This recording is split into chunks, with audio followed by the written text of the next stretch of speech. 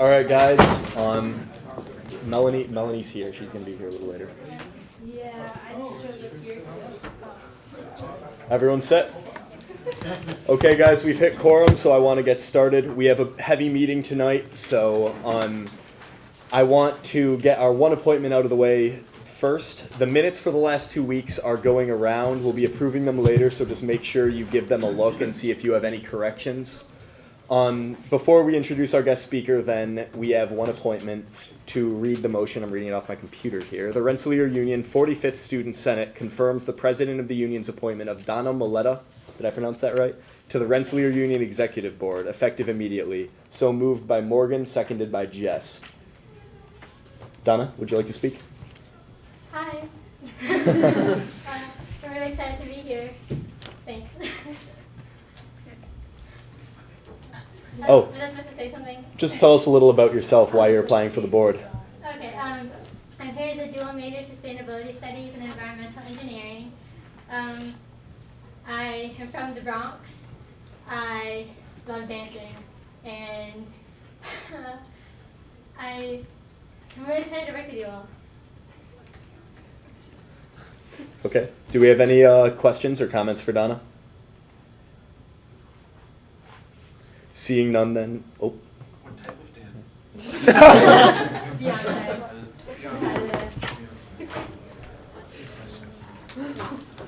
Anyone else? Okay, seeing none, we move to vote. All in favor?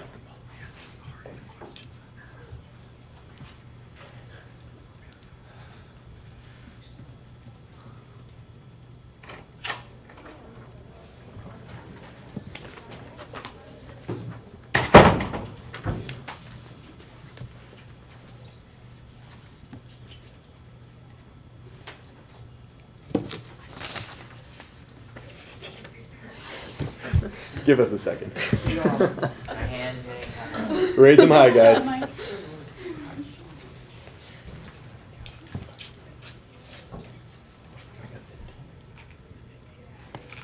Okay, all opposed? All right, motion passes 15-0. Congratulations.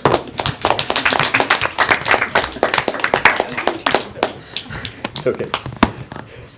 All right, so we're going to be moving on to our first guest speaker of the night, Dr. Lester Gerhardt, President of the Faculty Senate. Dr. Gerhardt is here to discuss interaction between our senates and the student-faculty relationship.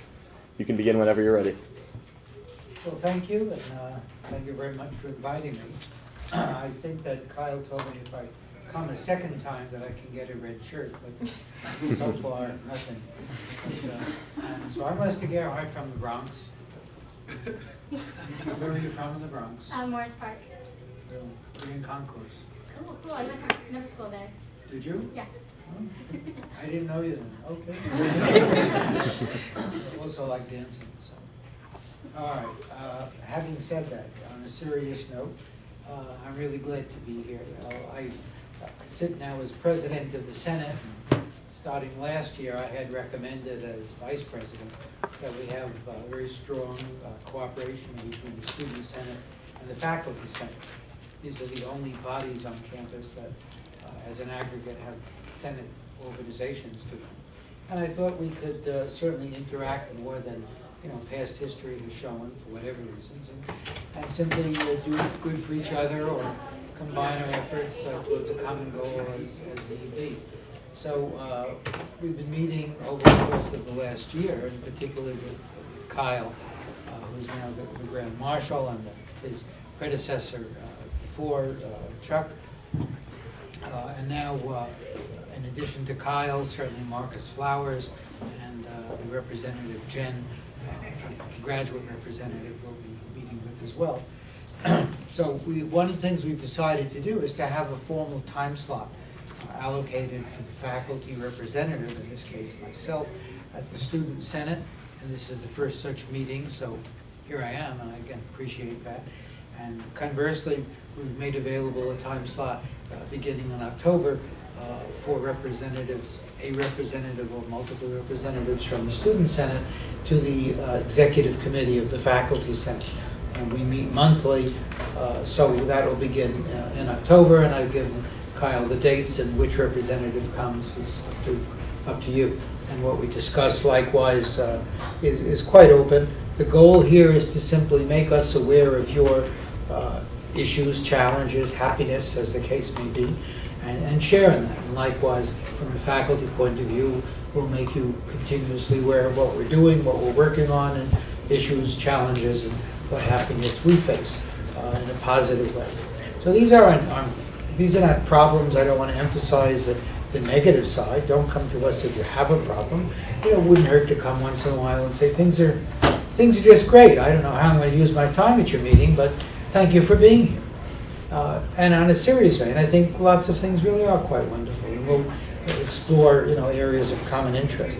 So having said that, in a general sense, some of the issues that have been brought up on both senates, certainly we have been very actively working on faculty engagement, information sharing, and so on, and certainly faculty development and retention, particularly focusing on things like advising and mentorship of students, that is, by faculty of students, and also by faculty of other faculty, senior members to junior faculty members as well.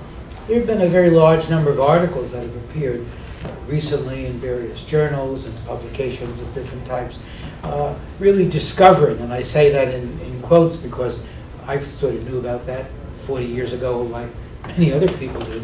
But what really is of value is a face-to-face relationship and really direct mentorship, and not to discount any other opportunities, but I think it's wonderful to have a mentor as you go through. And I think one of the things we did some years ago was to have advising in a continuous basis. I just completed advising the class of 2014. Most of them graduated, and that doesn't mean some didn't. They're still on board because they're doing coterminal degrees, so they'll graduate sometime this year as well. But I think the idea of having a mentor for the freshman, and the same mentor for the sophomore, and the same mentor for juniors and seniors is really very valuable. And the students have fed that back as a very positive thing as well. So we're promoting the type of mentorship. We've been looking very carefully at advising. We just had a pilot program, which was a joint effort of ALAC, the Learning Center, and the Office of Graduate Education. Keep in mind that educationally, we have a continuity of education from undergraduate to graduate. There are certain characteristics of advising which just pertain to students, regardless of what level you are. Let's be good people, let's not cheat, and so on. Let's watch out for plagiarism. That's just commonly shared. There are issues which are more prevalent to undergrads than grads, and grads rather than undergrads. So we've actually looked to combine this, and we ran a pilot this summer, that is ALAC and OGE, stimulated by the Faculty Senate, to help promote improved advising by virtue of offering workshops for the faculty, not just new faculty, but continuing faculty, existing faculty. So we're looking to offer, and this will be presented to the Faculty Senate upcoming in the meeting for the whole Senate later this month, so let me not judge, but there's a proposal on the table to do this type of a workshop on a semester-by-semester basis and keep faculty up to date by the best in the business, so to speak, of what are the best approaches to advising at various levels, but in a combined way. So the combination is for undergraduate and graduate advising, and certainly for new as well as existing faculty, and all under the heading of faculty development and retention. So along those lines, we've been discussing the possibility of student advising tied in with ALAC that Kyle has brought up as well as others, and how can the students help out being advising from a mentor standpoint, that is a more senior mentor as a student to a more junior mentee as a student. So we're looking and trying to look at that and what can be done to really under the same umbrella really enhance advising, done by faculty, done by students, on a cooperative basis. So that's one example of how we might work together towards a common goal and just improving what is already a fine level of education to make it even better. On more specific items, one of the things that was brought up at our last meeting, that is between Kyle and myself and Marcus in this particular case, was the issue of the drop deadline. The drop deadline this semester is the 17th of October on a Friday, which happens to be the 8th week of the semester. The issue that was brought up was the preference to have a second exam basically before the drop deadline, or have the drop deadline after the second exam. Now, I don't know that that's really the case, or to what extent that's the case. It was just an example of what was brought up, and I think I bounced it back at this point to Kyle and to the Senate. I think you need to do a little survey, be it ad hoc or however rigorous you like, to see to what extent this really is an issue. I certainly have taught for lots of decades, many more decades than you're old. I should look around carefully and say that. But the reality is, nobody's doing that by design or intent to do damage to either one. The fact of the matter is, the courses that I teach, I usually have 2 examinations, have a final, have a project final option, possibly homework, etc. And it comes out probably that when is the first exam? Perhaps a month after the courses begin. When is the second exam? Not rigorously, but perhaps a month after that. A month of work and then an examination, which tends to come out fairly close to the drop deadline. But I certainly don't configure my syllabus to make sure it's before or make sure it's after or either way. So I think there's great flexibility, and we're looking for that as an input. It's not an input that one may normally consider. Maybe faculty do and some faculty don't. So we're going to explore that and see if that's really an issue and to what extent it's problematic. And if it's not, we'll just continue on and leave it up to choice of the individual faculty. And if it's a problem, and in certain cases, we'll see what we can do about it. So there's just an example where one side is not acutely aware, perhaps to the extent that the other side is acutely aware of the same issue. So I think these are just examples of what we can sort of both bring to the party and more or less establish that working together really has to pay off in a very positive way. So there are some other items I won't go into at this point, but there was last year the issue of the excuse policy, and I understand that that's being worked through Mark, so I'll just let that go. But there's an example where you should bring it up if that were an issue and see if one needs resolution or not. Another item that was brought up for discussion was the syllabus. Wouldn't it be nice to have a syllabus of a course as it was offered the prior time, perhaps available at the same time that there's a little course catalog description, so to speak, electronic as it is. And, I personally don't see that as a big thing. One of the faculty responsibilities is to have a course syllabus. So I would say most faculty, if not all, are required to have the syllabus, and if someone wants to link it with something else, that certainly can be done. So those are just things, or examples of what perhaps has been brought up in the past and what we might be able to work out to the betterment of both sides. So I won't take all this time to discuss what could be, what should be, etc. But basically what is. I think we have a very good working relationship established, and we're just looking to make the best of it. So I'll be as open and as candid as I can on behalf of the Senate. I believe the Senate will be that way to the Student Senate, and the Student Senate to the Faculty Senate, and it can't be anything but beneficial to both parties. So with that, maybe I'll just try to stop myself and stop talking, entertain comments, questions, or whatever. Okay, thank you. The queue is now open. As I discussed a couple weeks ago, as your guest, we're going to be giving senators and guests equal precedent on the queue. So if anyone would like to raise their hand, please feel free to do so. We'll call on you and you can talk. Shoshana? So last year, I know that we had done some survey work, particularly with the core syllabus, which was an interest to students. So at first we kind of asked, what kind of syllabi would you find that you need to have posted? and the general consensus was that, you know, any syllabus, any more information that could be provided to students about a class before they register for it would be helpful. Can you speak about any progress or difficulties, ways that the Senate can help this along as it is an interest to students?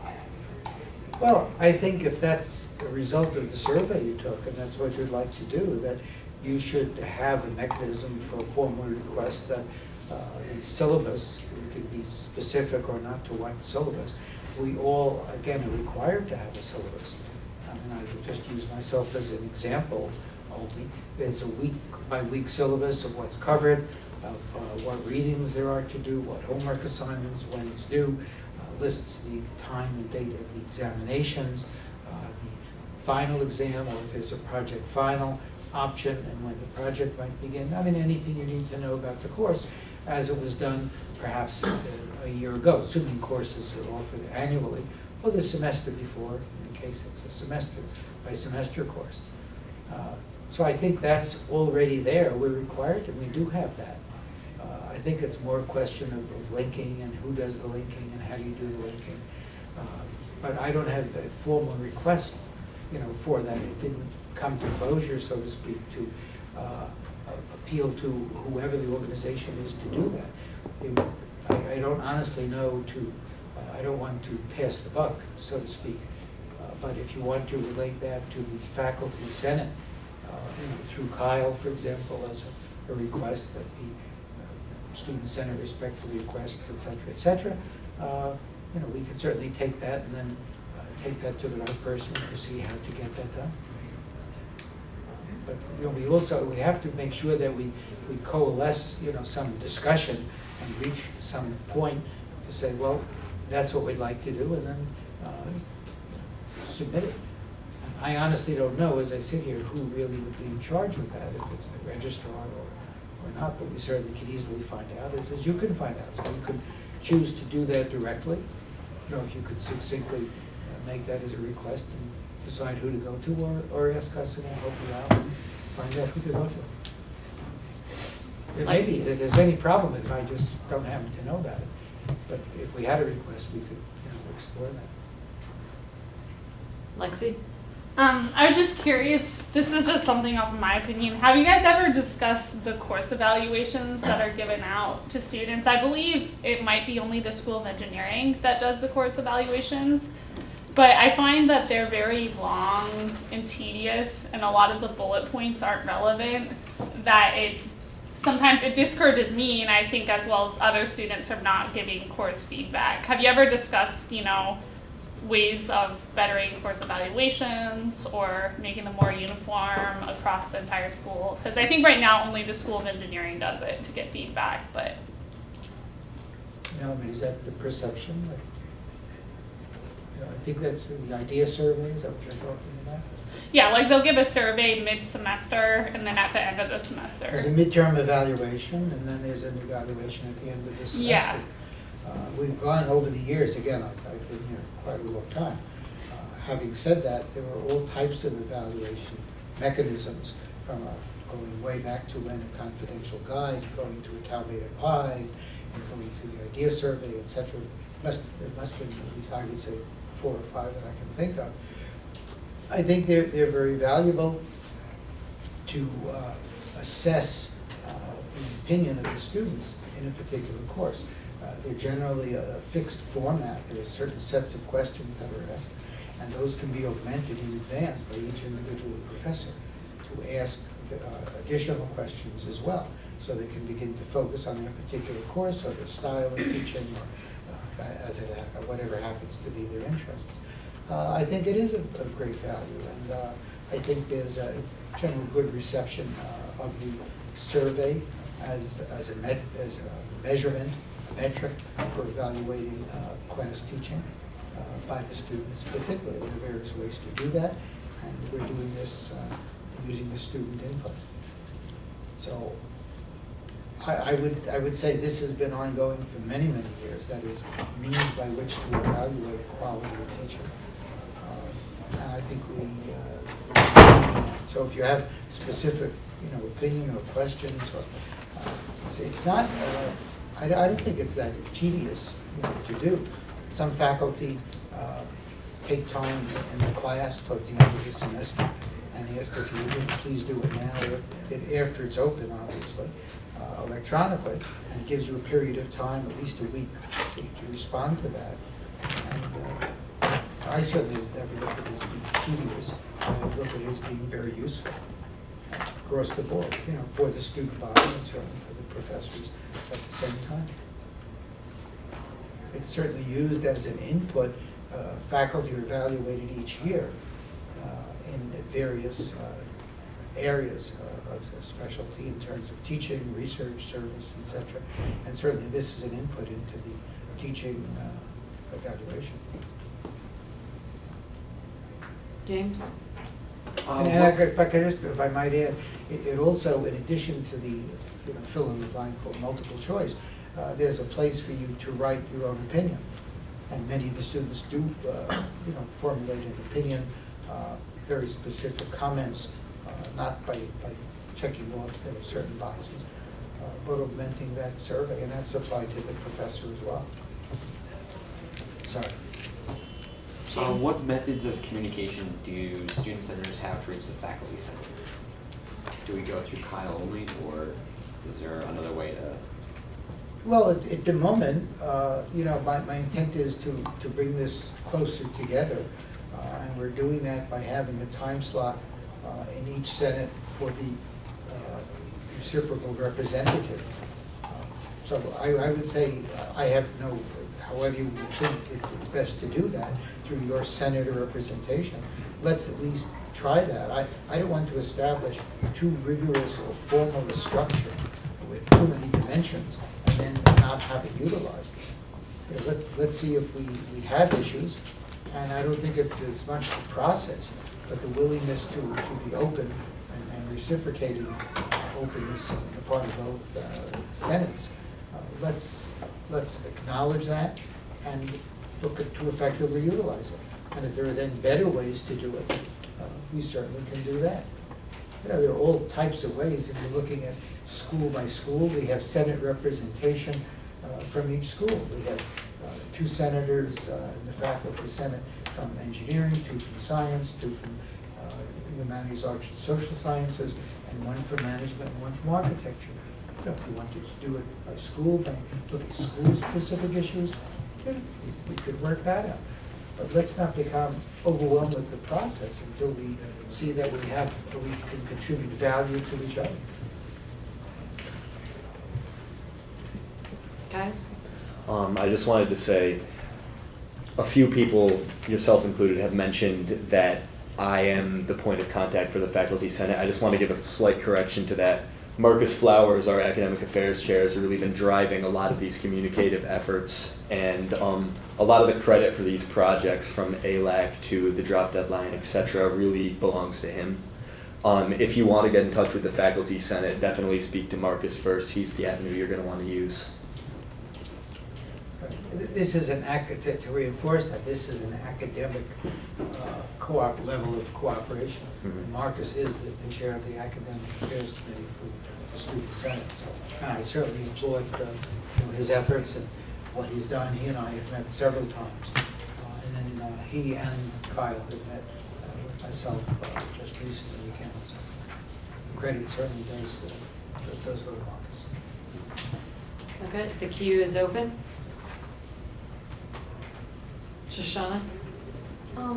Can you talk about any interactions between the faculty senate and the students' professional organizations like IEEE, IIE, ASCII? You know those societies I'm talking about? Yes. Some of them are honor societies, some of them are just, you're invited as a member of that department. I can't answer that directly except to say I, at the moment, don't know of any particular efforts with any particular professional societies. Not that there's no avoidance at all reflective of that.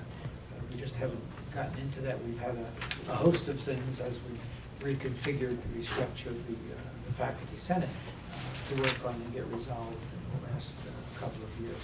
And that just hasn't come up out of interest. If that's of interest, certainly we can work that. My own experience is, and certainly I've been in the administration in various roles for over many years, including department chair of ECSE. We have always worked, let's say, with the IEEE as the professional society on a departmental basis. That seemed to be the most effective way, IEEE being much focused to electrical and electronic engineering, the ECSE department. Likewise, in mechanical engineering, civil engineering, computer science, have various professional organizations pretty much allied with the departmental, not structure, but the departmental responsibilities. So that might, be the better way. Where the Senate integrates over all departments, all schools, and things of generic interest and value to the faculty and certainly to the students. Okay, the queue is open. Any other comments? Okay, thank you, Dr. Gerhardt, for coming in today.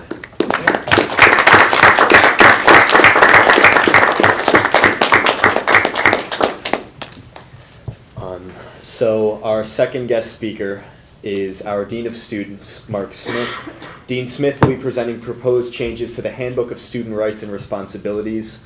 There are copies of the handbook here. We're going to pass them in multiple directions. You can also find them on your laptop. I sent them out earlier today. These changes are not to be voted on at this meeting. Following today's meeting, they'll be moved to SLC and specifically a handbook subcommittee being formed in SLC for further discussion and review. So please follow along, hold comments to the end. We'll open a queue just like last time and we'll be able to discuss it in detail. Also, those are only partial copies. Yes. There were some problems with the printer, so that is not the whole document. The document itself has 38 pages, including the cover, 37 pages. So if you have a So if you laptop, have a it digital copy would be preferable. Digitally, it might help. But there isn't, in all honesty, there's not a whole lot of changes to the handbook at this point. The real change has to do with hazing policy.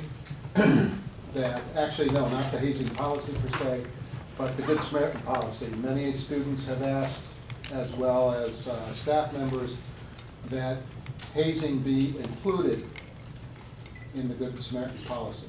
And so henceforward it is. And that, if you wish to check that, that is on page 21. Again, it's applicable to sexual misconduct and assault, alcohol and drugs, and hazing-related incidents. So that was the important aspect of that particular piece. I don't know that there would be a whole lot of debate regarding that. The other major issues are not resolved as of today. All of you are or hopefully all of you are well aware of the issues regarding sexual assault, rape, etc. on college campuses, and the increased scrutiny on the federal government side to address that, to hold colleges and universities fully accountable for adhering to its own policies, and that those policies must be well-defined, well-articulated, and clearly outline that no student be subject to sexual misconduct or sexual assault. That includes stalking, sexual harassment. It includes and hazing, as well as hate crimes and rape and forcible and non-forcible assault. Now, historically, Rensselaer has had policies that have been addressed to that in the fullest extent. We had a sexual assault response team. We are what is that called? We're starting that again. Sexual assault response team, and that will be made up of staff who are trained in addressing Title IX. Title IX is really the umbrella that deals with sexual assault and sexual misconduct, as well as probably most notably known for its issues with opening up athletics and making athletics equitable for women, so that if you have 5 NCAA Division I sports for men, you need to have an equivalent number for women, and so on. For us, it is, we only have one Division I sport, and that is hockey, so you have a men's and women's hockey. That is a Division I sport on this campus. Title IX deals with a variety of issues within athletics as well as campus-wide. Senator Gillibrand, who represents the state of New York, is a driving force in Congress regarding changing the culture and the nature of colleges and universities addressing this going forward. So we are in the midst of rewriting sexual assault, misconduct, and rape, and including all variations within that policy. That policy is a work in progress. The hope is that we have it by November 1. The feds require it by sometime next year, I forgot the date, that it must be in place. There have been, to date, a list of 77 colleges that have or are pending investigations through the Office of Civil Rights within the U.S. Department of Education for mishandling sexual misconduct and rape allegations on their respective campuses. We are not one of them, and I don't intend for us to become one. So we are very aggressive. We have been very aggressive from the get-go on addressing this going forward. There are some changes in the handbook. If you want to look at page 18,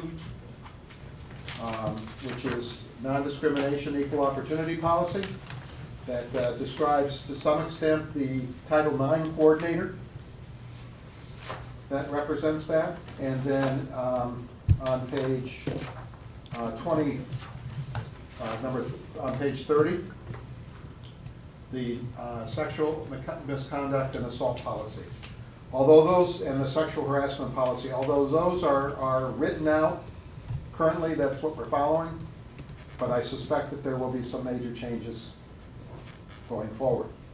The principal change in all of this is that the Dean of Students Office, which has been generally charged with handling both the adjudication and the investigation, that will be separated.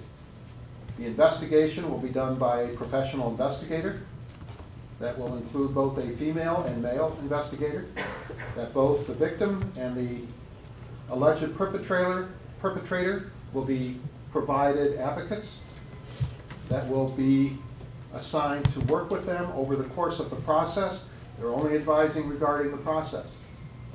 We are also required to have a memorandum of understanding with Troy Police in terms of how violence on campus is going to be addressed, both through law enforcement and through public safety. Doesn't mean that one supersedes the other. We've always encouraged and allowed both any student to decide how they wish to best address the situation. And that means that a student can decide to address it on campus through our judicial process. They can decide to address it both criminally and through the judicial process. Neither compromises the other. Address it through law enforcement, through the criminal process, not involve the judicial process, or take no action at all. But today, we are obligated, no matter when we discover that an incident occurred, we are obligated to do an investigation. The incident may be anonymous, may be reported that such and such a thing happened in such and such a place. No identifying information. So there's not a whole lot of an investigation that we can do, but we are obligated, because it is now Clery reportable. Clery is if you look at the annual report that's put out by Public Safety, it lists the various crimes and incidents that occur on campus, and included in that are sexual assaults, rapes, on campus, off campus, and so on. And the numbers there are reflecting how many incidents are reported on campus. It is an incident that is reported there, not the outcome, just an incident. So an assault occurred on 3rd Street and People's Ave. I just made that up. And that is reportable because it involved a student, or maybe two students, and it occurred on or near the campus. That's not real close, but anyway, neither here nor there. But that is reportable, and it is a tick in that column. Not who was involved, not what the outcome was of the investigation, and so on. We're obligated then to do an investigation. The purpose of all this is to ensure, and as humanly possible, and now as far as legislative possibilities, that every student on a college campus have an equitable opportunity to succeed, regardless of their gender, regardless of their race, sexual orientation, and so on.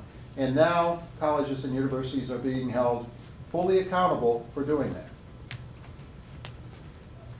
The next aspect of this, which is not in here, which is something that I've been debating with myself, it's been a very interesting conversation, as it always is when you argue with yourself.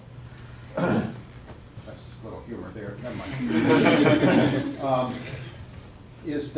Should this change our judicial process? By that I mean that currently sexual assault is a ground for disciplinary action along with assault and alcohol policy violation and so on. But sexual assault, rape, stalking, these types of incidents are above and beyond what I believe are just general grounds for disciplinary action. And therefore, should there be a different process to address these issues?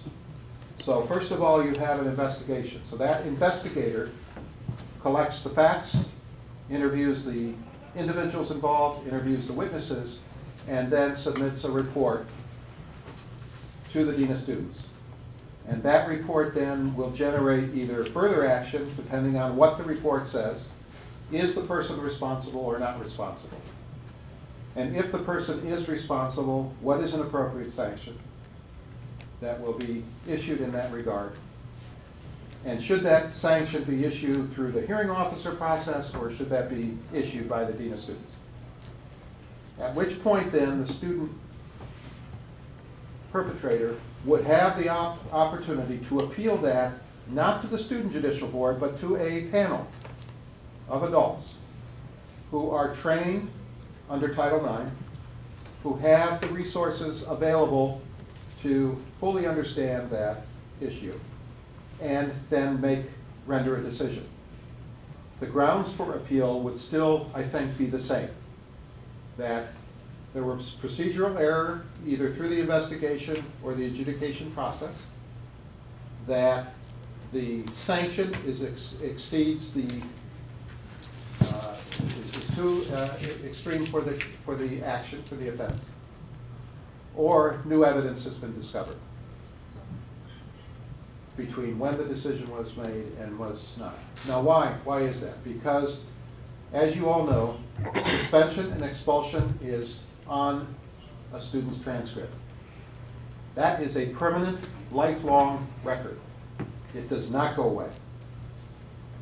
And because that carries such an extreme penalty in and of itself, should there, in this particular situation, where we are going to be pressed, more so today in the future than we have been ever in the past, to provide immediate feedback to the institute community as to what the action was that was taken. Won't mention any names, won't any identifying features, but we have to say that this incident resulted in a suspension, an expulsion, no action, etc. So it's going to be an interesting discussion going forward. We don't have forever to decide. We currently have a process that is single, where it goes to the Student Judicial Board after the sanction is issued or recommended. The Student Judicial Board would hear that case.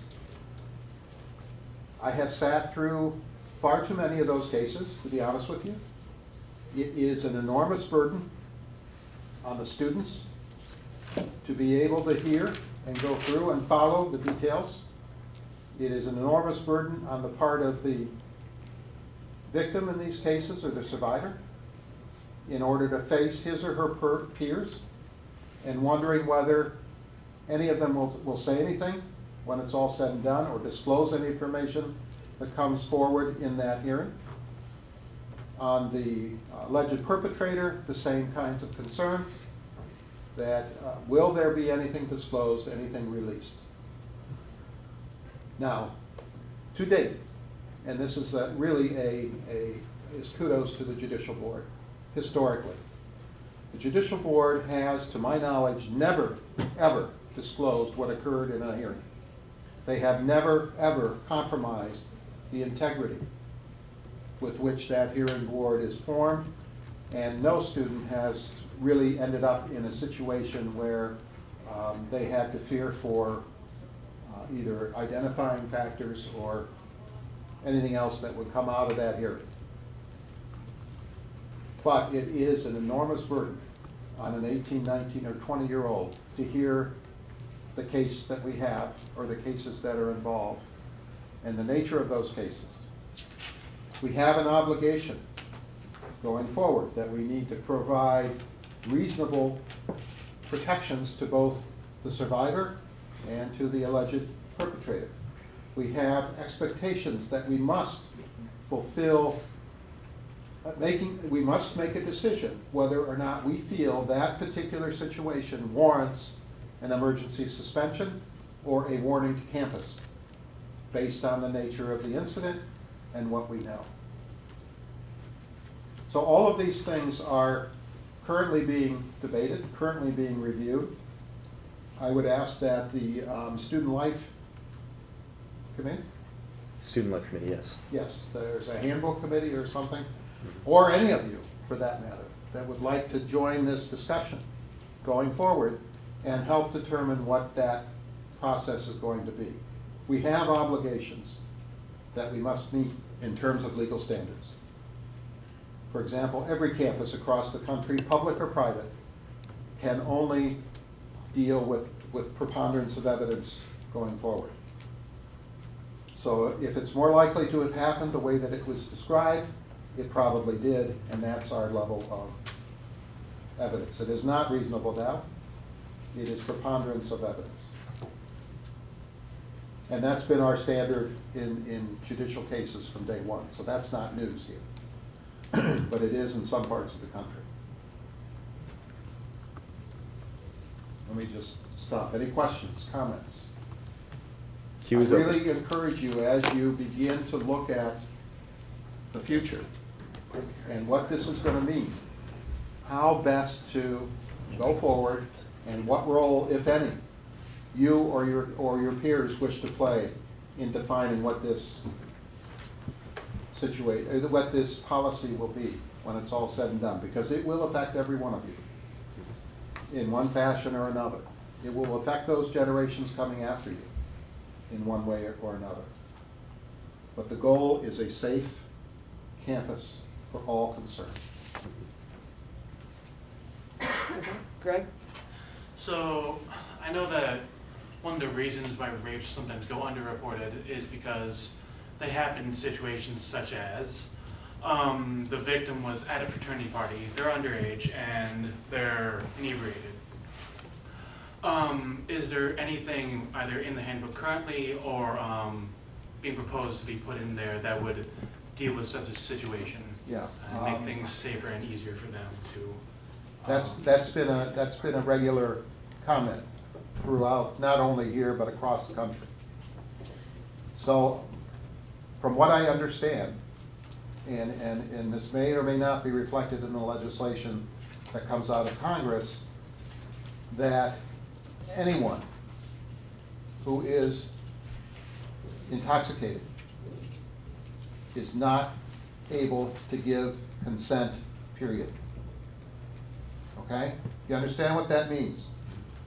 That is a extremely hard and fast situation where if you know that a person is intoxicated and engage in any sexual activity with that person, you can be charged with rape. Because by definition, now this is not the case what it is today, but by definition going forward, anyone who is intoxicated or under the influence is incapable, by definition, of giving consent. Now that is a heck of a standard.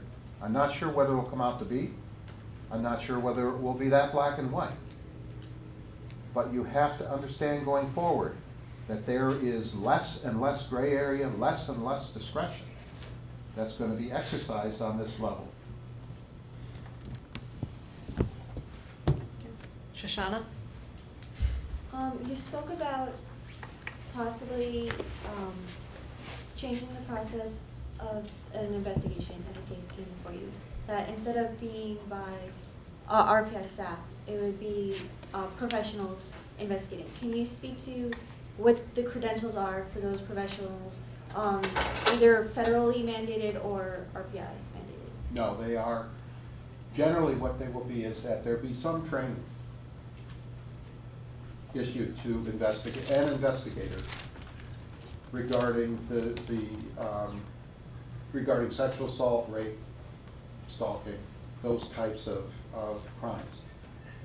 So that investigator, for our purposes, will probably be a public safety officer, a female and a male, who are retired police or law enforcement, who've had training as part of their law enforcement background on doing investigations. RPI then will provide the training necessary to update their skill level in terms of addressing sexual assault. Or we contract outside for an investigator whose sole purpose, it could be a retired district attorney district attorney investigator who worked for sexual violence against, SVU or whatever it's called. Or other kinds of persons who would have that background. But basically we're being held to a standard that an investigator needs to have investigative skills. And that is a different set of skills than what I have. I am not a trained investigator. We have relied on the inquiry process over these years to serve as a fact finding. But for sexual assaults and rapes and so on, we're being told that that is insufficient. And therefore, and not only is it insufficient, but if the person doing the adjudication is the same as the investigator, is it fair and reasonable?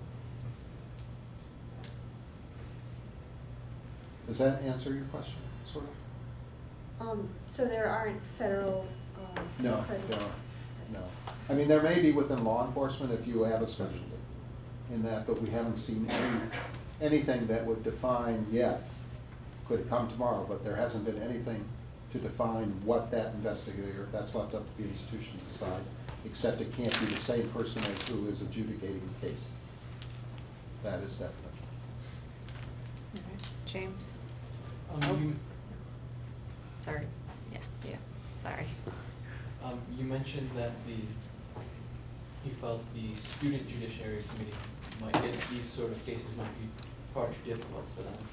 But I was wondering, since these are students who have chosen to put themselves on the committee, and 18 and 19-year-olds could at any time be called to jury duty where they could serve on a case such as one of these in a criminal sense, I just would like to hear your thoughts on why these cases are too difficult for students who have really chosen to be on the school's jury duty. Mm-hmm. Well, again, it's something that I've been, I haven't decided on one way or the other. It's something that I'm looking at in terms of, is it fair? We have the J Board chair here now, and he may be able to provide some insight from his perspective. But it is, as you mentioned earlier, that these are not stranger rapes. None of these cases on campuses are strangers. They're either known to others or are members of this campus community. The last stranger rape we had was probably 5 years ago. Other than that, there haven't been. Any that have been reported have been known, one to the other.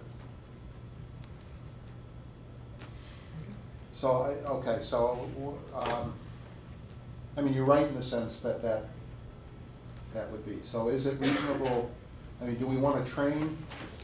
Well, we would have to train the student through a Title IX training of some sort, to understand and identify what is relevant and what is not relevant, understand the nature of both the perpetrator and the survivor, provide support services, why we do what we do, and how to discern through that process as best they could.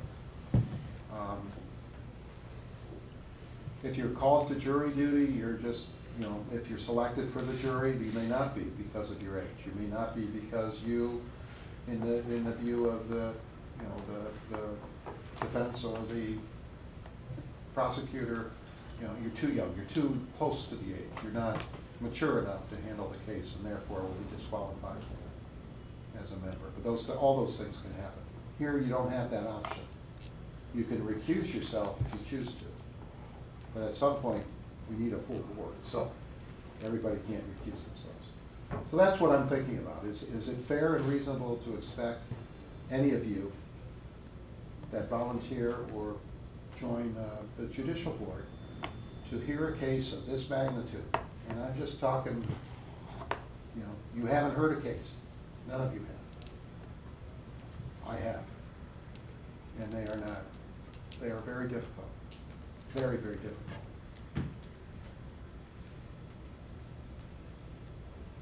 Tina? Is that? Yeah, yeah. Tina? Do you want to answer, or give your? I'm on the queue later, so. Oh, you're on the queue? Oh, forgive me. Okay, so Tina? Mine is more of a logistical question. What's our timeline moving forward on this? I'm not sure, the final legislation has not been distributed yet. We're ahead of the curve. Our goal is really to try and have something in place by the 1st of November, maybe the end of the semester, that we feel would stand the federal test. I think we know enough of what's coming down the pike. There's probably not going to be a whole lot of variation, so I think we have a good understanding of, you know, from the White House report that was given last spring to the April 2011 Dear Colleague letter to a number of reports that have been issued in between. And the 2011 Dear Colleague report, it took them 3 years to do a frequently asked question, and that was issued in May on that same letter. So the feds just came out with ways of clarifying what needs to be said and so on.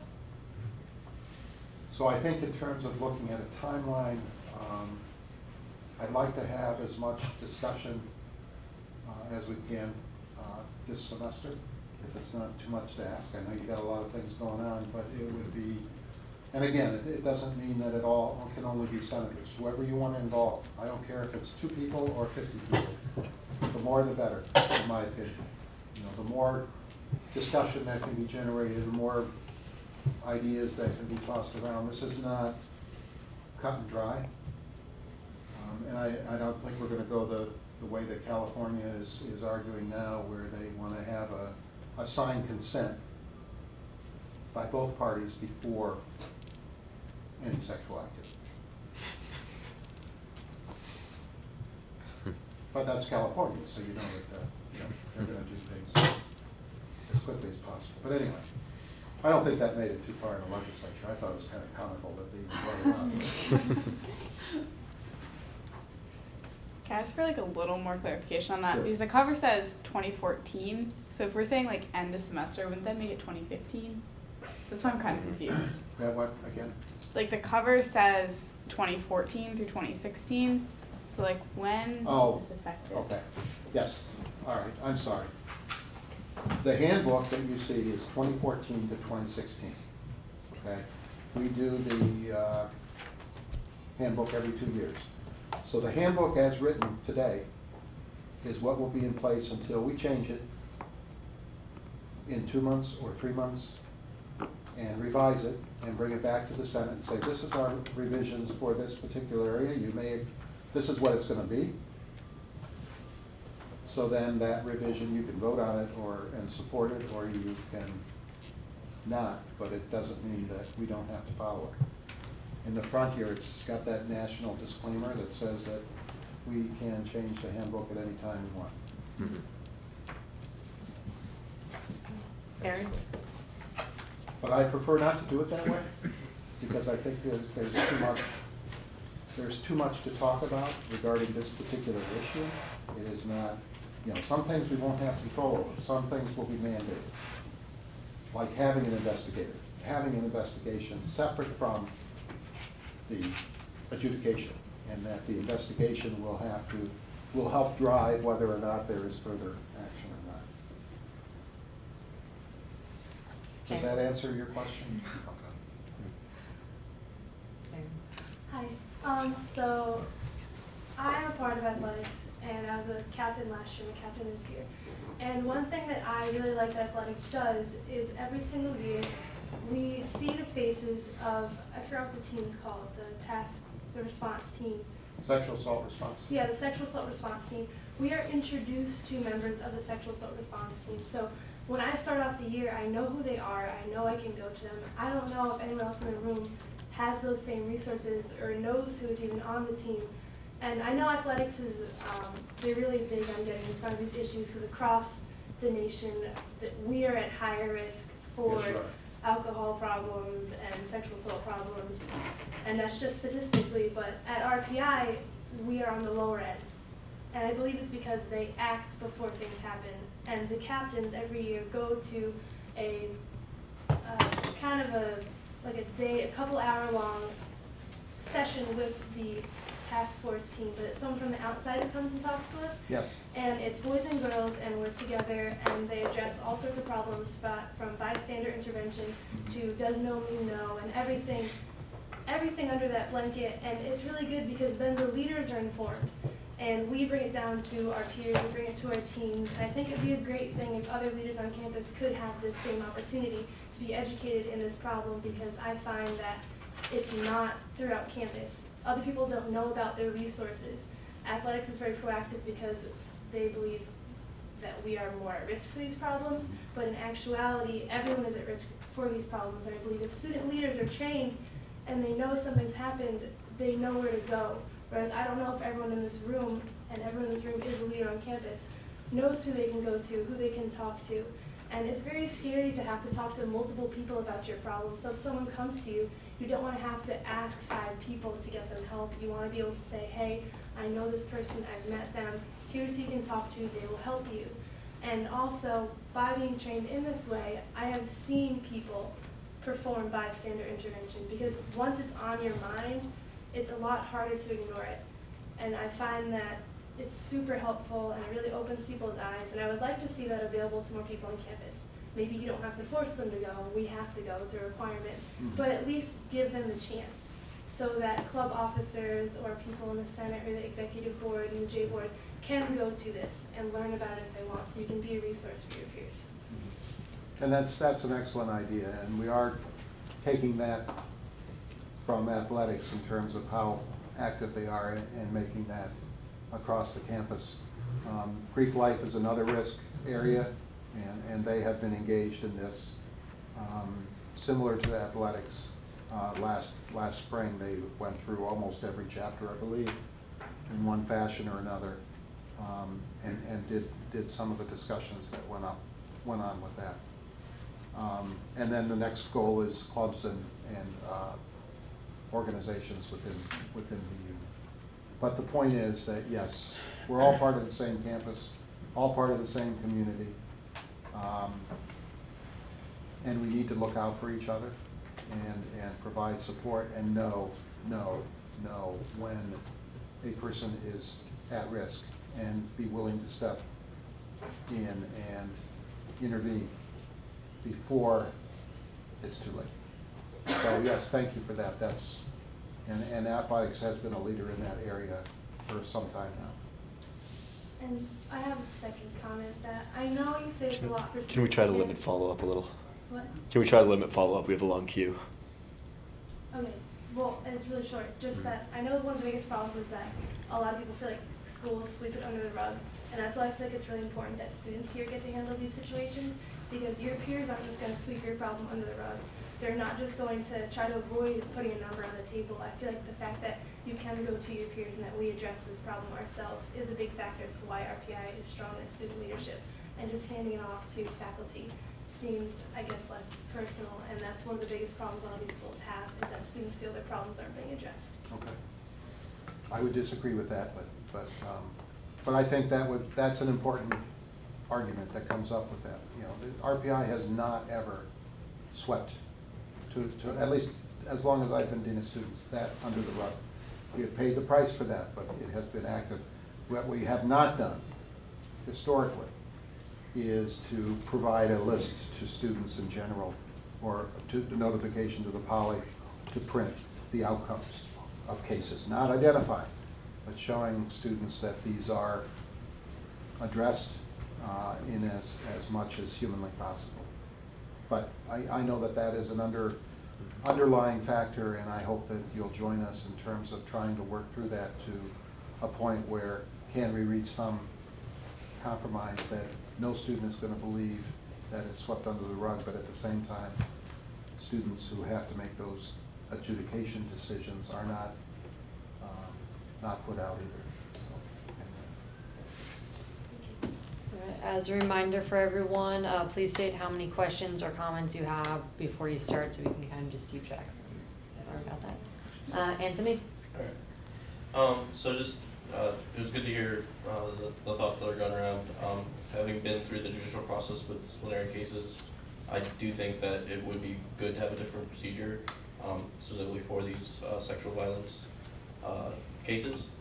The format of a normal judicial hearing is you have the Dean of Students Office presenting their case, defending why they gave the sanctions that they did for that specific student, and then the appellant is also able to present their own case and argue if they feel that sanction is not enough, or if there's new evidence, the grounds for appeal, which can be found within the handbook.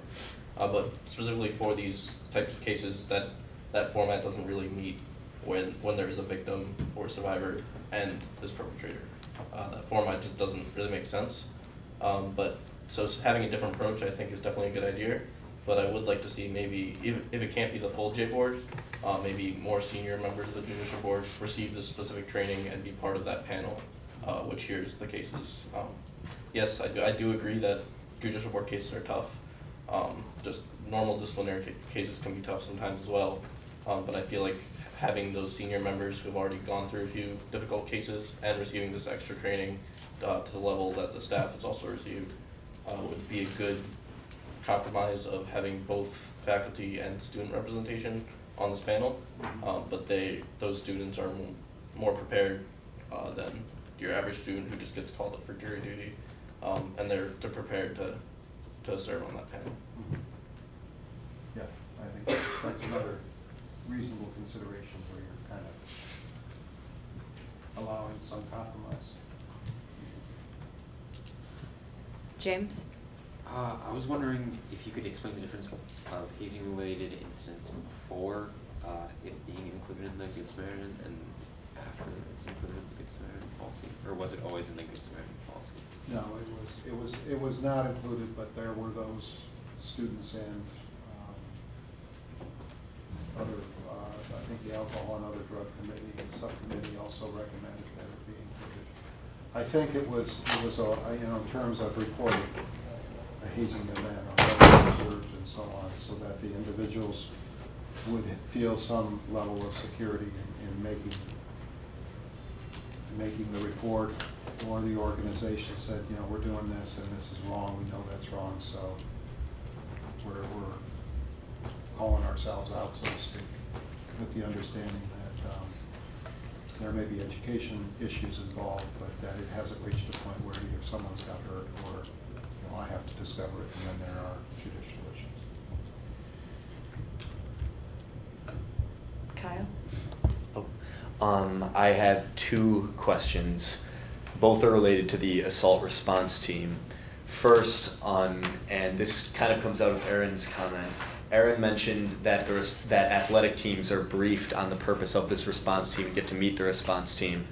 In your earlier comments, I thought you mentioned they were dissolved. Is this not the case? It wasn't dissolved. I think what Erin is seeing is the athletics has a specific protocol within the athletics department that deals with sexual assault. And the Title IX person for athletics, I believe, is Lynn, is it Hansen? Karen Hansen. Karen Hansen. And so they have a different, NCAA has a little different take on how to set this up and so on, primarily because, as Erin mentioned, athletics is typically a high-risk group. Not here necessarily, but certainly at other institutions. And so they are required by NCAA regulations to do a certain amount of instruction and education through that. The SART team that we're describing is not exclusive to athletics, it's campus-wide. And so it will involve 4 or 5 people basically who will respond. You will know who those people are once they've been assigned and approved by the president. Okay, so you got a little into my second question there, which is, I guess, it was who composes this team, but more how do they operate? What's their jurisdiction and their purpose on campus? Their purpose on campus is first and foremost to provide support and safety and welfare to the reporting person, so that that person is clearly taken care of in terms of understanding what his or her options are going forward, trying to care for the person medically and psychologically and so on, if there are changes that need to be made in terms of relocation to a different residence hall or relocation off campus, or there's cease and desist that needs to be determined there. That's what the SART team will do, is determine what the needs of the individual are and provide that level of support. Thank you. Mike? Cool. I have 2 questions. First one's on the voting procedure this whole thing. First one is what? On the voting procedure of this handbook. Okay. Yeah, I'm under the impression, based on what you said today, that you guys can change it whenever you guys want to, right? That what? You can change the handbook whenever you want to without a vote from the students. Yeah, it's probably being a little facetious, but Okay, you reserve the right to, right? So why didn't pass the student senate vote then? I think it's important to reach some consensus. I'm not trying to be a jerk about it. I'm trying to agree with I'm trying to get some consensus among you, to get some discussion generated about what anything new that's added. So more for feedback and discussion. And feedback and discussion, and hopefully we can come to some consensus where the Senate will endorse the current handbook for that particular year. Were you on the Senate when we had the issues with the jurisdiction on and off campus? Were you on that? I was not. Okay, but We were. so so that was an ongoing process, even though we had the handbook in place for 2012. And I don't think we came to any consensus on that particular aspect until 2013. But we did come to consensus. And it was not a matter of saying this is the way it's going to be. We tried to be as fair and reasonable in the discussion as possible, and to make sure that it was clear in terms of when the jurisdiction issue would be addressed. And it did address multiple areas within the handbook itself that would result in being changed. So that's what I'm looking for. Okay. It doesn't require your approval or disapproval, but I hope that collectively we come to a consensus that what is presented here is best not only for you as individuals, but is more importantly best for the campus going forward. Can we legislate everything? No, in fact, I don't want to. But if we have this situation like Title IX and what we're facing now with sexual misconduct and sexual violence, we need to have an open discussion with those that are interested and want to have some say in what this policy may end up being. Okay? We can give it to attorneys and they can come up with all kinds of stuff. But I prefer not to do that because then it becomes untenable. No offense, Joe. Okay. Second question, the grad supplement to the handbook, is that under the same jurisdiction of, you guys decide on it? And I'm then sorry? The graduate supplement to this handbook, Yes. is that under the same kind of stipulations where it comes to a vote in Senate? No. Feedback? No. No. I think although I think that we need to do that at some point, but the graduate supplement was put together primarily to address issues with, on the graduate level, academic integrity and addressing how a dissertation, if you will, and the final dissertation and questions regarding the content of that dissertation were to be handled within the Office of Graduate Education.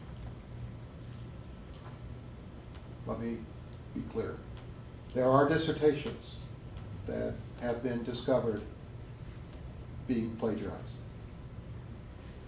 If there are incidents of plagiarized parts of a dissertation, then that needs to be investigated by, first, a group of faculty who are aware of the dissertation process and render a decision as to whether further investigation is warranted, or say that this is not egregious and couldn't be corrected, and the person will have to redo it and resubmit it. But the fact that a dissertation is found to be plagiarized means technically that that person's work is now nothing. They are dismissed. Everything they've worked for is lost. They will never get into another graduate program. They will never get a PhD, ever. It is a final end to their academic career. So it's not something that is taken lightly, but it's also important to know that within that supplement, there are real specific things that are described, statements that are described on how that process will occur and whether or not it's discovered that there is plagiarism. Every dissertation is reviewed by the Office of Graduate Education. They pick out randomly sentence or words or something, do a Google search. If it comes up and the entire article shows up, you got a problem. And then they go through, and then it's a much thorough. If they find some instance of that, then they do a more thorough review. And the ones that I've seen have had anywhere from 25 to 45 incidents of plagiarism, verbatim, taken from an article here, taken from an article there, and so on. The research is impeccable. The research that they did is terrific. That's not the question. It's the preliminary work that is often questionable, that people tend not to pay much attention to, and the conclusions where they are drawing from other works. So you have a situation, in all honesty, where this student has lost everything if they choose to go down that path. So I understand that, and under my impression right now, it's deemed on and then 2 committees, and there are 5 punishments that are available. There are what? 5 punishments that are available based on the committee's decisions and deemed on's decision. And I mean, they range from a verbal warning, I think that's a letter, being kicked out of house, and then suspension, and then being expelled. Or the last one would be you lose your PhD completely, and no work's gone, you can't transfer anywhere else. But the other ones you could. As is our Suspension on the graduate level is almost the same. Well, you can come back and defend again afterwards. After a certain It's the amount of time discretion of the school whether they let you back. Well, the suspension is a temporary thing. It's a temporary thing, but you have to be readmitted to the graduate program. Yeah, there's a chance to come back, yes, in that The situation. chance is to come back, but it's unlikely that you will be readmitted. It's not a right. Okay, Okay? fine. So there's 5 punishments and these 3 committees, and it's a good procedure and all, but I'm under the impression that no grad student has ever looked over it or has been after feedback on it. So I was wondering if that could ever I happen. don't know if they were or not. So when the handbook is passed. But it's under Let's- review. It's Let's not limit the a- back and forth at this point. Okay. It's what? I was saying, let's limit the back and forth at this point, as we have a queue. Well, are you a grad student? Yes. Yeah. Okay, then I think it's worthwhile reviewing. If you want to be a part of that, let me know. Or if there are others that want to be a part of it, because there are some issues that I have with it that we need to correct going forward. And if students are involved, then I think that would be a plus. I know you're busy, but see what you think. Shoshana? I'll keep it brief. Earlier you talked about during the process having student advocates. I don't know to what extent those are laid out in the current handbook, but if those are being changed, I would really like to see very explicitly stated what students' rights are in respect to those advocates. If they have the ability to change their advocate, what part of the process they're able to change that advocate, etc. Yes, and that's, I don't have an answer for that. That's still to be worked out. We have student judicial advisors, but I don't see that being the same as a judicial advisor. I think it being a very different level of support. And it may not be students. It may be someone else, a professional staff member or faculty member who's trained and willing to and can give certain support. And we also have an obligation that it doesn't have to be someone from here. One can get their own advocate, if you will. But I think you're right, we need to spell out what those advocates' roles are going to be and what opportunities there are for a student to decide this is not working for me. And if you can't, if I'm entitled to an advocate, what other choices do I have besides the one that you just assigned to me? So I think you're right, but I haven't got that far yet.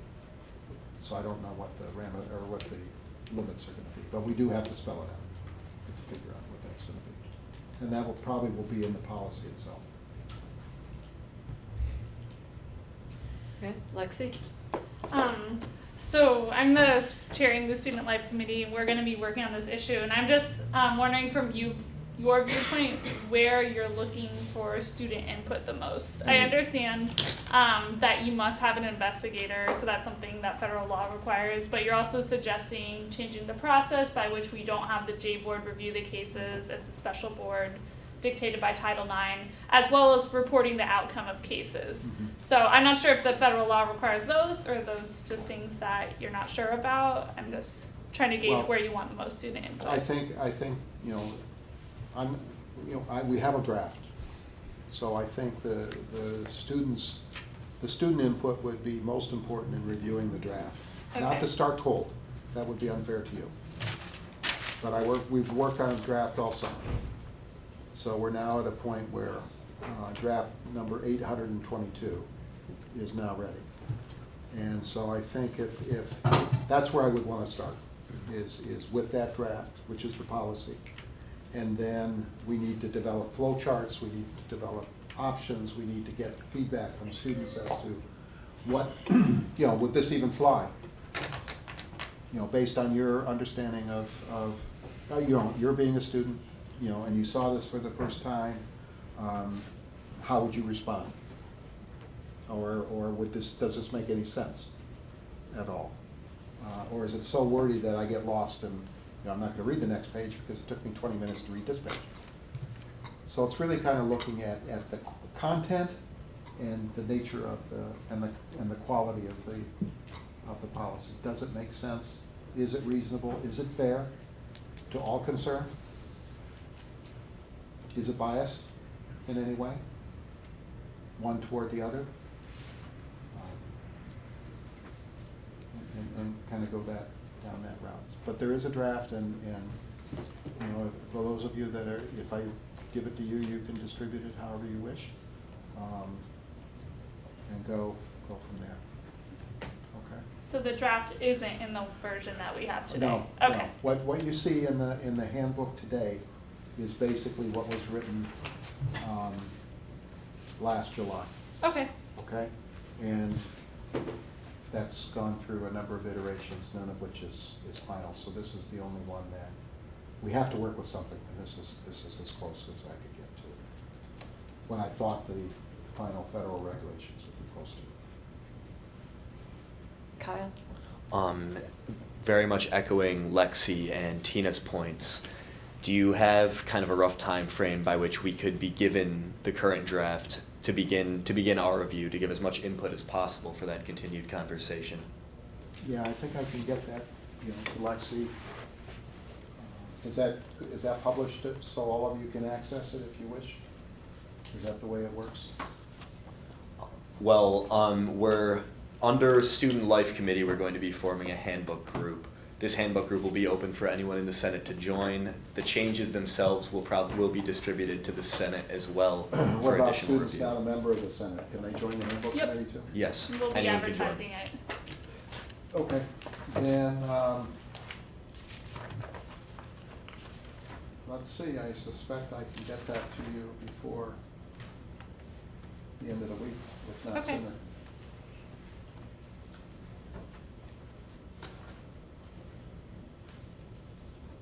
And get it to you directly.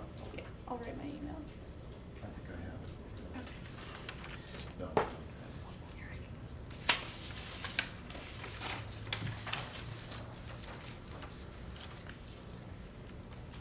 Any other questions on this particular? Conrad? Conrad, I'm the writer for the Polytechnic for the Student Senate articles. I'd like to know how you feel about, at clear your discretion of the possibility of the Poly getting a copy of the draft so we'd be able to help the articles more. I don't know how comfortable you feel with that, but it would be something you'd be willing to do. Let me think about it. Kyle? So you mentioned changes related to sexual assault and misconduct policy as well as to Good Samaritan. Is there anything else on the horizon that you'd like to make us aware of? No, I think right now this is going to be the big push. I think part of I don't know if this is really not part of the handbook per se, but I know another issue that's come up is that we need to have we, meaning the institute, needs to have a better understanding of clubs and organizations, membership and/or leadership from semester to semester. There is going to have to be some sort of registration process, if you will, so that we know who the leaders of various organizations are in terms of contact. Some change very quickly, others don't. I'm getting more inquiries from departments and from schools about whether or not a organization is or should be supported by that school. A lot of them are not so much honor societies as they are they're recognized by the union, for example, but not funded by the union, for whatever that means. Most recently is a couple of organizations in architecture. So I think that's going to be a risk management issue that we're going to have to address going forward. So I think the union is going to work on some sort of registration process for organizations. And then the schools are going to have to do their thing and identify organizations within the school that may not be recognized by the union. And we need to have a full complement, if you will, of who's who and what's what. And I think that's it for me. Do you have other questions or comments or? The queue's open. Anthony? Just a comment to keeping lists of clubs updated, just as I also work at the union as a systems administrator. I just want to let you guys know that with the upcoming version of the club management system, which we're planning on replacing the current one with, it would keep those lists much more up to date, possibly through an email system that says, are you still part of this club?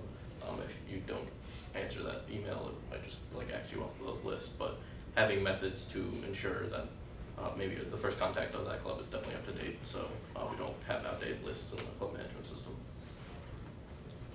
Okay, the queue's open. Any further questions? Okay, Well, thank you all. for your I really time. appreciate the time, and I know that this is a tough subject in and of itself, but one that I think really requires all of our attention institutionally, not just administrators or students or anyone by themselves. So, thank you, and I'll get you the information. I'll get back to you, Conrad. Is it Conrad? Yes. Okay. And if I can, I'll get you a draft. Okay, thank you very much. Thank you. See you next week, part 2. Just kidding. All right, we're gonna move on with the rest of our meeting. Copies of the minutes went around since the start of the meeting, so we're going to vote to approve them. Before we do, One of them got stuck somewhere. one of them got stuck somewhere.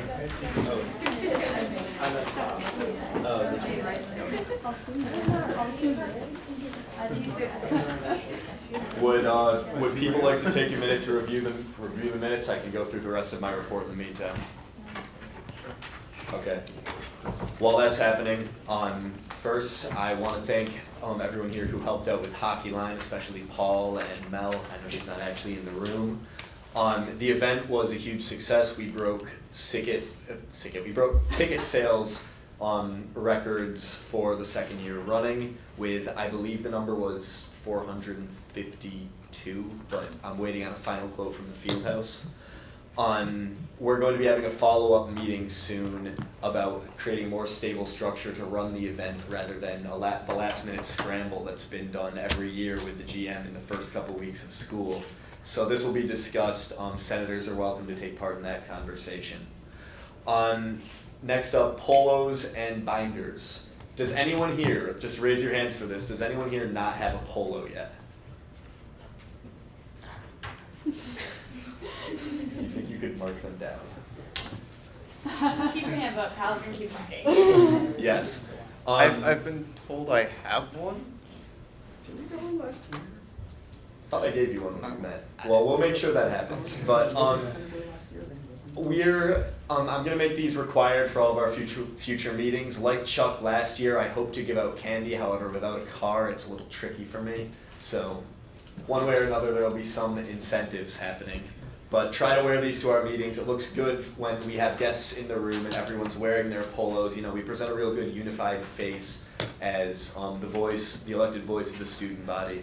So keep that in mind. Wear them around campus even beforehand. Draw attention to yourselves as senators. But we'll get, the 5 of you will get you your polos pretty soon. Along with that, does anyone here not have a binder? Just Jen. Michael, do you know if Joe has one? I don't know. Probably not, yeah. Okay, so Jen and Joe will be getting you guys binders Joe pretty has a soon. polo? Yeah. Yeah, Joe's a Sent it polo. last year. Yeah, but it's I don't know if huge. you remember. Okay, so we'll take care of that. You guys should all have everything you need within the next week. I'll shoot emails to you 5 who didn't have polos. Tina will be taking care of binders. We'll be good to go. Next up, we have a leadership program. Well, we have a program in the leadership hall. That's Hall 2nd floor tomorrow. Not hall, leadership house. Leadership house. Leadership house, Paul, okay. Well, it's tomorrow at, I believe, 7 p.m., you said? In the Nason classroom. It's in the Nason classroom at 7 p.m. tomorrow. Aaron, myself, Anthony, and heads of student government will be attending, but I'd like to invite other senators to attend as well. It would, just to give a diversity in perspectives to any prospective first years who show up. So show up if you'd like. It's not mandatory for anyone but the people Paul listed in his email. Paul here is organizing it. Okay, so at this point, have people had a chance to look at the minutes? No. Does anyone have any comments or corrections? They're written on there, but. Okay. Can we review those corrections? the spelling of Hugh. Okay, we're fine.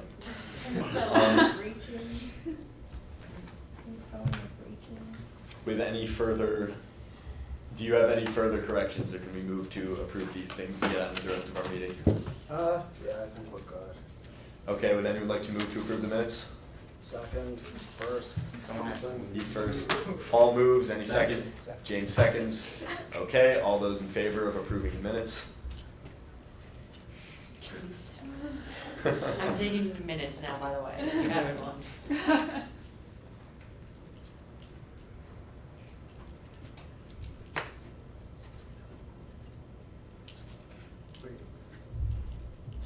These Paul, are are the you minutes. approving? Yes. These are the minutes to the same meeting. You know how you said there were gonna be 2 approved? There are 2 copies. No, there aren't. There are 2 copies of the same minutes. There's like 5 copies of the same. Well, I spread them around the room. I think it's questions that last week were supposed to. What week do you have? September 1. Yeah, that is September September 8th. Paul, there's one thing.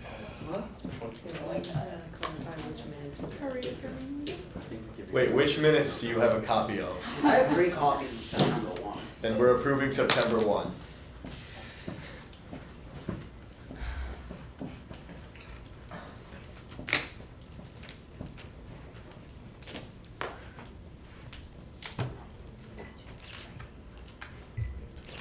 And then not voting, we have Vidovich and Mason, so we're fine.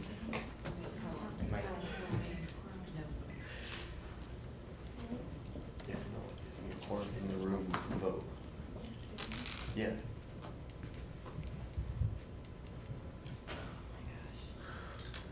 Give us a moment, we're figuring out quorum here. We do have quorum, Yeah. okay. So if we get the September 8th minutes. Okay, so any opposed?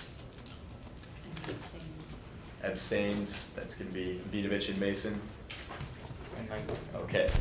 Motion to approve the September 1st minutes passes 12-02.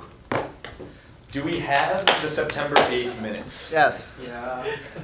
Okay, so they are here. Oh, God. Let's make this nice and quick. I motion to whatever. You motion to do that. Do we Sure, have a I will second? motion this. Yes. Okay, James seconds. Can I like read this thing? Read it quick. They were, yeah. These minutes were emailed to everyone. Yeah, not too bad. Oh, I'll talk to Cody. Oh, yes. Okay. Well, I'll talk to Cody and make sure they get emailed. I'm good. I'd like to move past this particular. Yeah, we're good. Let's go. We're good? Okay, all those in favor? We're voting on the minutes for September 8th. Same spelling, check it changes before. This is not that. All opposed? Okay, minutes approved, 12-02. Congrats, we got through the clerical stuff. This concludes my report. We're gonna move on to our committees. Paul, would you like to report for R&E? Oh, point of personal privilege real quick, could you please slow down when you're speaking? I'm writing out all the minutes by hand now. Okay, everyone listen up. Paul, R&E. We're done with official candidate info sessions, so people still can sign up to run for office, but if they want to, they have to contact one of the R&E committee members personally or email the R&E email address to set up a personal info session. And forms for all candidacy forms, nominations, and preliminary expense forms are due by the 20th at 3 p.m. I believe, and elections are next week. Yay! But If there's no R&E website that's up, how would a the freshman R&E know? website is up.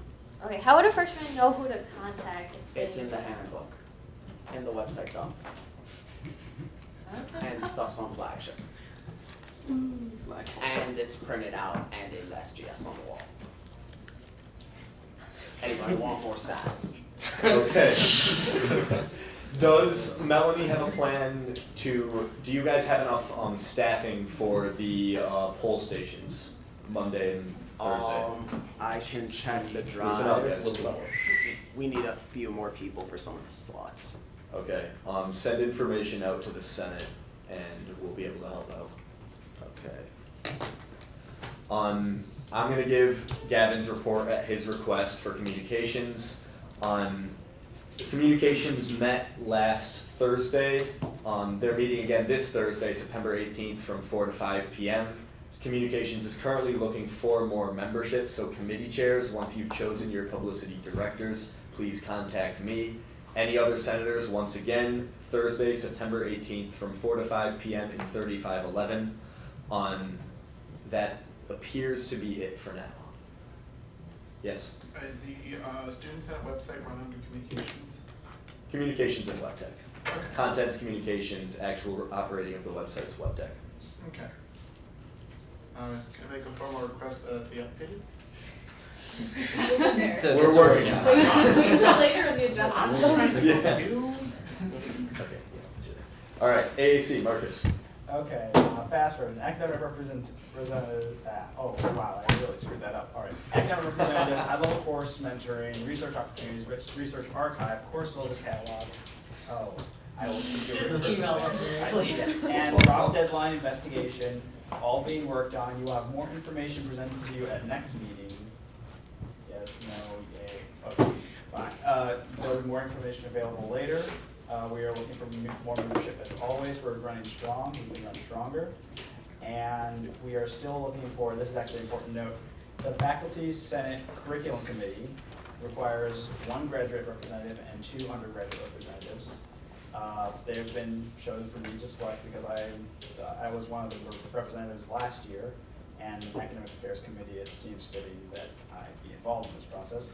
We are still looking for undergraduate representatives who would be interested in this, so if you're interested, please let me know as soon as possible. They meet by every other week from 9:15 to 10:45, I believe, but it usually doesn't go the full meeting time. And my committee meets 7 p.m. Thursdays, now in 3510.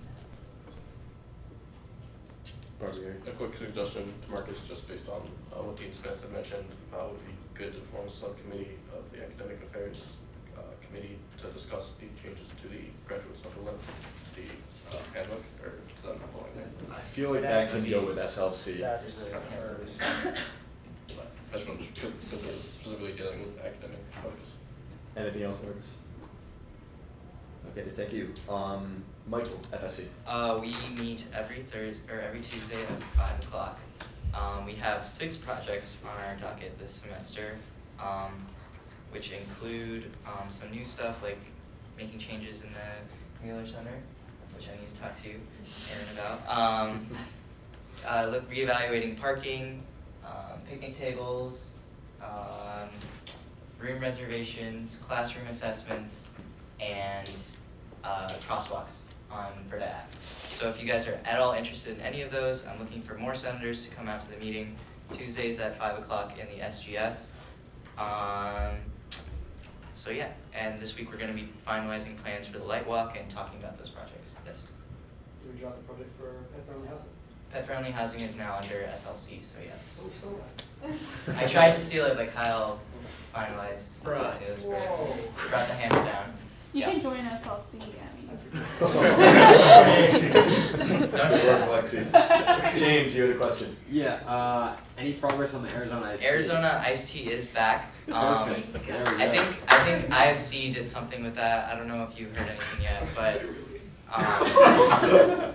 I heard about it through our Sigma Chi's IFC rep. So IFC did something. What I'm gonna do is we're gonna figure out what happened with that. So I was if actually anything else told comes up. by a person in IFC that the IFC senator reported that they were back. Yeah, I reported So- that they'll be back within a month, and then they were just up in arms. They were really happy. So it's not back. So it's not back. Okay. So that we're working on something. You would tell us it was 2 weeks away. So I was No, like, oh. okay. So I heard that it is back. So I dropped it, but okay, we have 7 projects. So really quick then, do you know why it was reported that they'll be back within a month? No, I You just just- wrote down in the minutes that they will be back at some point this semester, and then they Heard back. Okay. So the telephone game happened. They're not back yet. FSC's Nice working tease on it. okay. Anything else, Michael? We have 7 projects, so please come to my meeting. 7 projects, we had 1. So yeah, that's it. All right, Lexi, SLC.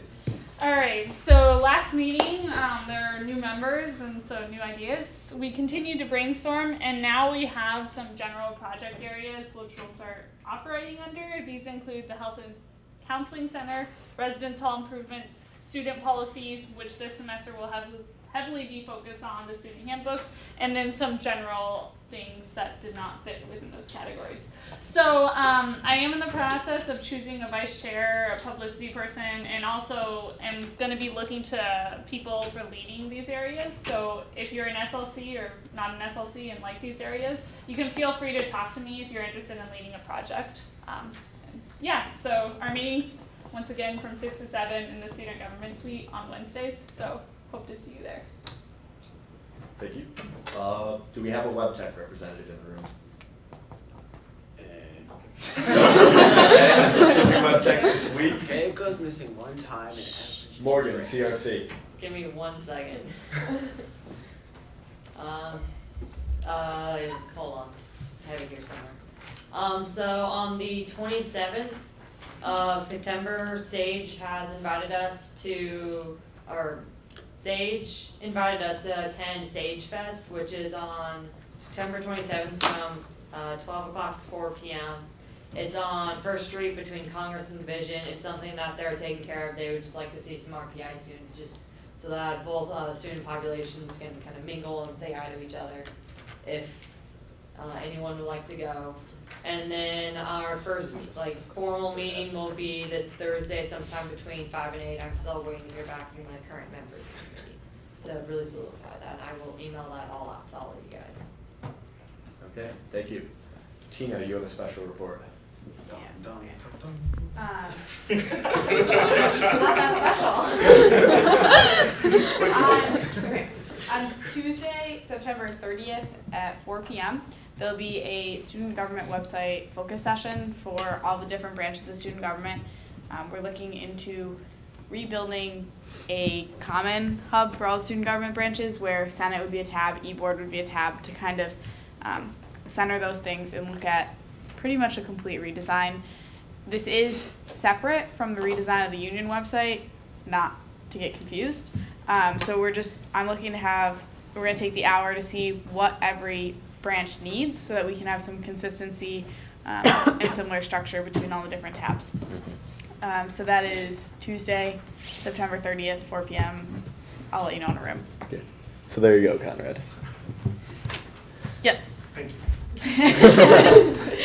All right, constituent reports. Shoshana, e-board. We have a new graduate representative. Her name is Courtney Lang. It's awesome. We also had a presentation by Nimit regarding the Postal Service. So for those of you who maybe don't remember or don't know, there used to be a mini postal station in the games room. That was a very high cost, so it was removed. Student government looked into options. Nimit looked specifically at a kiosk that's kind of like a do-it-yourself postal station where you can get your packages shipped out and get postage stamps. The board thought it was too expensive and asked business operations to go back and look at kind of doing a do-it-yourself on a scale in the bookstore or some other union place that would be lower cost. So that's still under review. RP Ignite received funding for sticks and pads so they can practice. And for those of you who are going to the SOS student, what did it stand for? Student Officer Summit. Student Officer Summit.